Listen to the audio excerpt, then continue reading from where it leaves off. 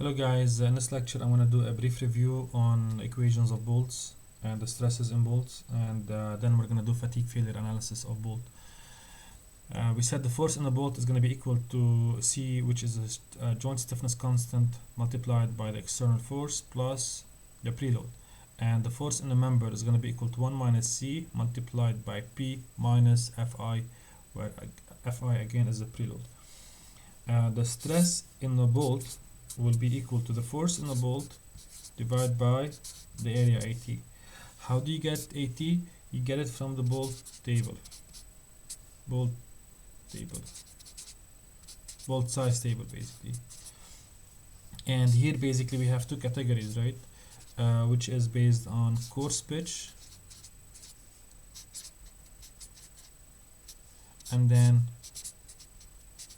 fine pitch. So for any given bolt, you will be able to find the AT, and you are going to be able to find the force in the bolt based on these equations and the force in the member based on these equations. What we really analyze is we analyze the stresses on the bolts, not on the member, because the member is going to be under compression, and rarely things would actually fail because of compression. I mean, the bolt will basically break first because of tension before the joint is fully smashed basically. And then we said that the bolt will basically fail when what? When sigma B is equal to the proof strengths, right? Where do you get the proof strengths? That is table 8, 9 in our lectures. Alright, and by the way, you get these guys, the bolt size table, from table 8 to in our table. So we know the stress in the bolt is going to be equal to SP. So the safety factor is actually not equal to SP divided by sigma B. Why? Because basically sigma B, the stress in the bolt, is basically a function of the preload force, right? And then you don't apply a safety factor on the preload force, right? The safety factor is only applied on the external load that you apply. In other words, you don't increase the preload in the bolt as a result of when you are adding the safety factor.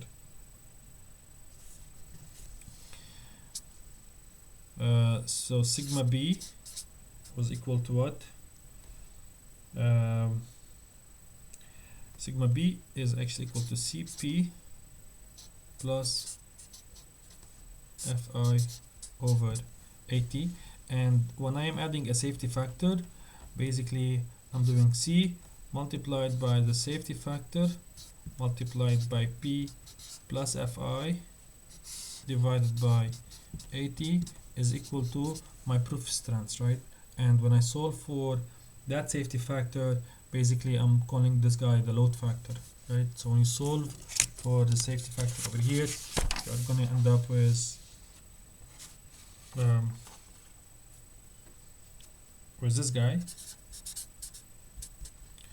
It would be N SP AT minus Fi, divide that by Cp, where N basically is the number of bolts. Where is the number of bolts coming from? The number of bolts is coming from the fact that your stress is equal to Cp divided by At plus Fi over At. So I'm basically making this guy is equal to SP, and I'm adding a safety factor over here to multiply my load. But if I have an n number of bolts, basically I'm going to reduce my safety factor right now by the number of bolts, right? Because the bolts are taking the external load, but I don't touch this value here. This is the preload stress, and then this is totally independent of anything else, right? So this is your safety factor that we are calling load factor, right? And then this guy is in your notes, load factor. All right.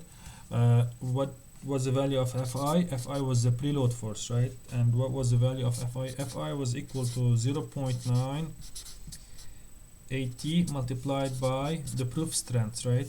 And you would use this if you were to do what? If the joint is permanent. So basically you are putting the bolt and you don't want to remove it later. permanent joint. And if you want to disassemble your bolt later and then use the bolt another time in a different application, then basically the preload in the bolt has to be equal to 0.7 instead of 0.9, 0.75 AT multiplied by SP. That's how you get Fi. You get AT from the table that I provided for you. You get SP from table 8.9, basically, which is the proof strength of the bolts based on the bolt grade number. And that is really it. So this is the first safety factor. The other safety factor was, if you remember, the load in the joint was equal to Fm, which was equal to 1 minus C P minus Fi. So now when you tighten the nut, even if you don't have an external load, basically the force in the member, it will always be negative. It would be minus Fi. The minute that you begin to increase the external load P, now you are bringing the total load on the member from negative, from compression, to positive. If you keep increasing P, at some point this value will be 0 and the force in the member will be 0. So we add that safety factor over here, and then we call the safety factor joint separation factor. And if you do this, your safety factor is simply equal to Fi divided by what?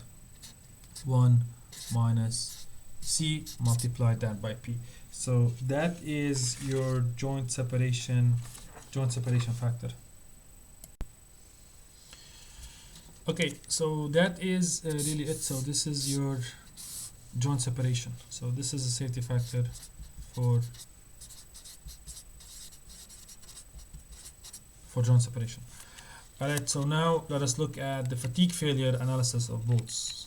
And this is what we are going to be doing. Basically, we are going to be applying what we applied earlier in a typical case of fatigue failure.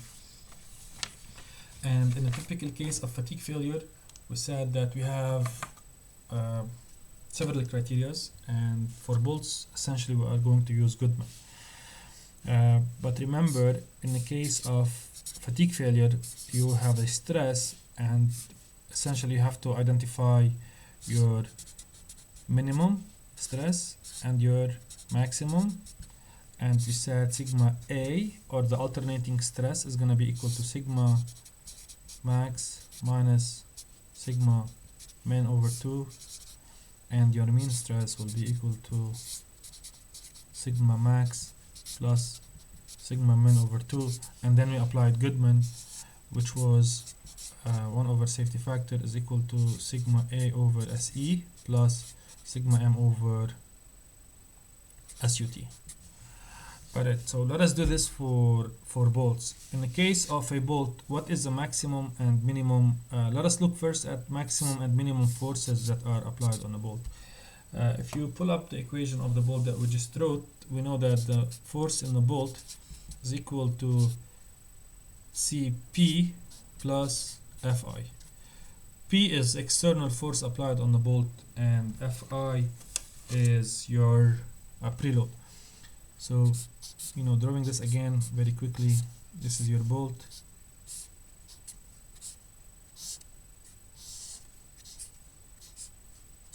And this is a nut.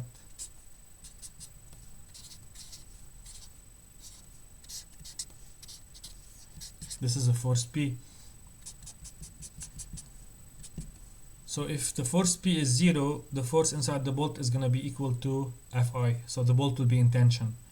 And so if P is 0, then the minimum load will always be equal to the preload, actually. Right? So minimum force in the bolt will actually be equal to Fi. So if you're not applying any external forces on the member, therefore the force in the bolt is Fi. And if you are applying some force on the bolt, then your maximum force is actually equal to this value, Cp plus Fi. So I know the force will fluctuate like that. So this is the minimum force in the bolt, and then this is the maximum force in the bolt. Now let us look at the medium and the alternating, or the mean and the alternating force in the bolt, and try to apply Goodman's equation.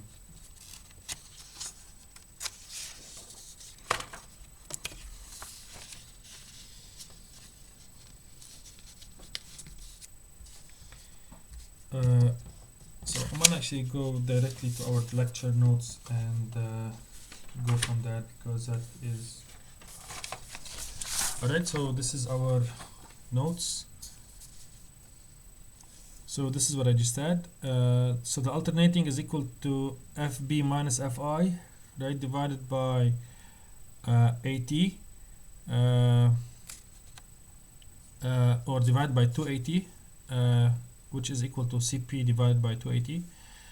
And the mean stress is going to be equal to FB plus F min, which is FI plus these two divided by AT, and then you are going to end up with this CP divided by 2AT plus FI. So now you have your mean and you have the alternating. Now to calculate the safety factor, so what we do is we calculate the safety factor based on Goodman. And if you recall, the equation of Goodman was equal to what? The equation of Goodman was equal to 1 over safety factor is equal to sigma A over SE plus sigma M over SUT. And the definition of the safety factor was by how much we can multiply the alternating and the mean before we are exceeding the yield stress or the failure of this system. So the safety factor actually is not here. The safety factor is simply multiplying those two. So the safety factor is amplifying